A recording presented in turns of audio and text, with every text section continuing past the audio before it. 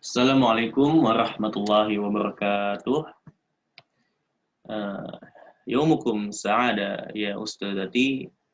Perkenalkan, nama saya Fauzi Ibrahim. Saya dari Angkatan Arab 20C atau dalam MK Linguistik Teoritis. Saya berada di kelas B bersama Ustadz Zaki wa Ustadzah Zaki ya tentunya. Di sini saya mohon izin untuk menjelaskan atau menerangkan atau memaparkan paper yang telah saya buat. Di sini saya mengambil garis besar atau judul besar, rangkuman materi linguistik teoritis dengan dua pembahasan, A. Bahasa dan linguistik, dan B. Bidang kajian linguistik murni. Dan insya Allah saya akan mulai dari pembahasan yang pertama, yaitu bahasa dan linguistik. Pengertian bahasa dan linguistik bisa dilihat dari tiga penjelasan atau definisi bahasa menurut para ahli. Di sini ada Ibnu Jinni, Al-Khuli, dan Purwadarminta. Tentu secara lahiriah kita bisa lihat bahwa terdapat perbedaan-perbedaan dalam definisi bahasa itu sendiri menurut para ahli. Misalnya Ibnu Jinni dengan Al-Khuli atau Al-Khuli dengan Purwadarminta. Tentu secara lahiriah mungkin Ibnu Jinni lebih simple atau lebih pendek, sedangkan Al-Khuli itu lebih panjang. Namun secara batiniah atau makna, kata-kata dari beliau ini atau kalimat-kalimat dari beliau ini semuanya ini saling support menyupport, saling dukung mendukung, dan banyak kesamaan, atau bisa disilakan maksudnya sama, cuma dalam lahiriah yang berbeda. Dan bisa kita simpulkan atau kita kerucutkan dari tiga pendapat beliau ini, setidaknya bahasa ini memiliki tiga komponen. Afwan, bukan tiga komponen tapi 6 komponen. Yang pertama, bahasa sebagai bunyi, bahasa sebagai komunitas, bahasa sebagai makna, bahasa sebagai arbitrer, bahasa sebagai sistem, dan bahasa sebagai lambang. Setidaknya menurut saya bisa mengambil kesimpulan dari tiga pendapat beliau ini bahwa setidaknya bahasa memiliki 6 komponen. Selanjutnya, tentang linguistik. Linguistik berarti ilmu bahasa. Dan seorang ahli linguistik disebut sebagai linguis, atau dalam bahasa Arab disebut sebagai lughawi. Dan perlu diketahui seorang linguistik ini mempelajari bahasa bukan bertujuan atau berpusat pada mahirnya mereka dalam menggunakan bahasa tersebut. Namun lebih dari itu, lebih deep atau lebih ingin mengetahui, ingin mengurai, ingin memecahkan kaidah-kaidah atau struktur atau bahkan seluk-beluk dari bahasa yang mereka kaji. Dan perlu diketahui juga bahwa seorang yang belajar bahasa tidak semuanya itu linguis. Namun seorang linguis itu sudah pasti mempelajari bahasa.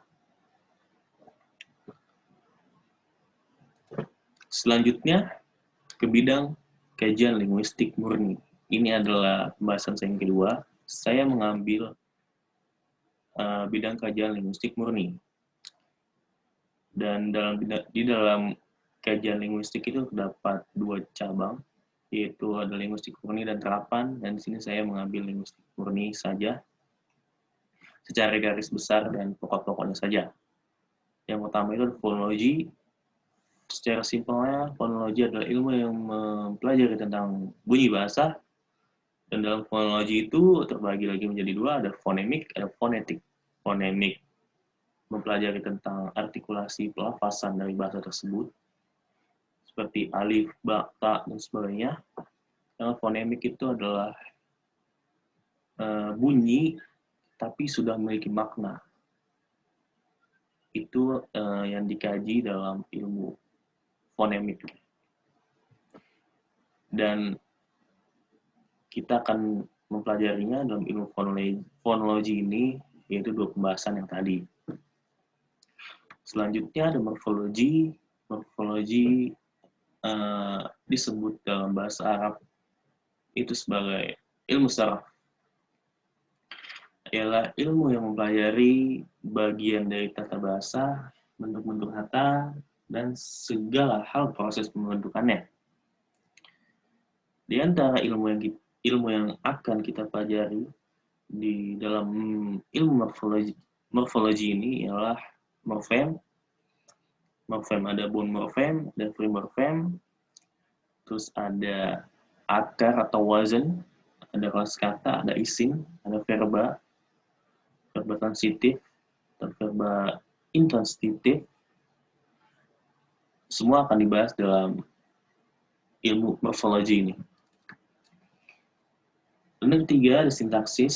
Sintaksis merupakan cabang ilmu linguistik yang menyangkut susunan kata-kata di dalam kalimat atau bidang tatakan linguistik yang secara tradisional disebut tata bahasa atau gramatika. Secara simpelnya, sintaksis ini adalah grammar dalam bahasa Inggris dan nahwu dalam bahasa Arab. Dan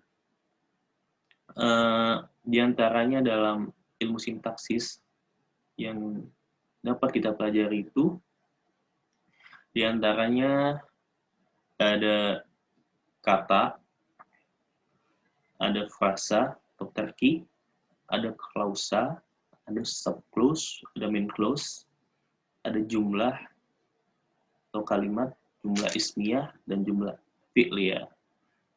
Semua itu akan dibahas secara mendalam dalam ilmu sintaksis ini.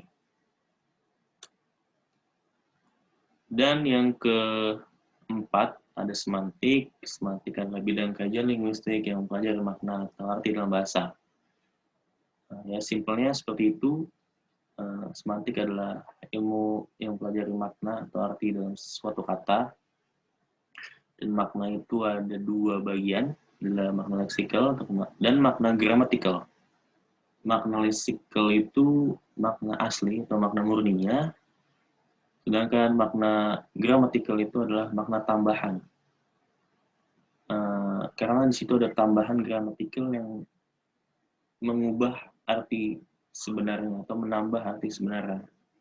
Seperti ismuhu, ism itu leksikal dan hu-nya itu adalah gramatikal. Dan yang terakhir ada pragmatik, adalah ilmu yang mengkaji makna yang dipengaruhi oleh hal-hal di luar bahasa. Bisa dianalogikan, ilmu ini adalah ilmu yang mengkaji suatu makna, namun tidak hanya dalam arti sebenarnya, tapi melihat juga kondisi dan situasi, kenapa dan kapan kata tersebut diucap. Jika semantik menjelaskan A ini adalah A, tapi dalam pragmatik, kata A tersebut bisa berubah maknanya menjadi B, atau C, atau D.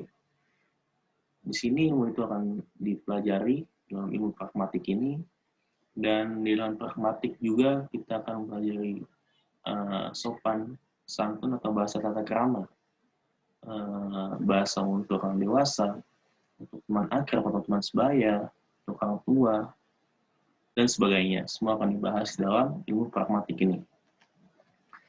Mungkin itu saja Ustadzati yang bisa saya sampaikan atau paparkan dalam paper yang telah saya buat. Dan saya merujuk kepada 2 buku linguistik, yaitu Cakra Linguistik karya Dr. Muhammad Syarif Hidayatullah dan Khazanah Linguistik Arab karya Muhammad Huda dan Natsir. Mungkin itu saja yang saya sampaikan. Kurang lebihnya saya mohon maaf sebesar-besarnya jika ada kesalahan kata, kalimat, makna, atau kesalahpahaman. Mohon dimaafkan sebesar-besarnya. Mungkin itu saja. Ashkurukum kasiran ya Ustadzati. Assalamualaikum warahmatullahi wabarakatuh.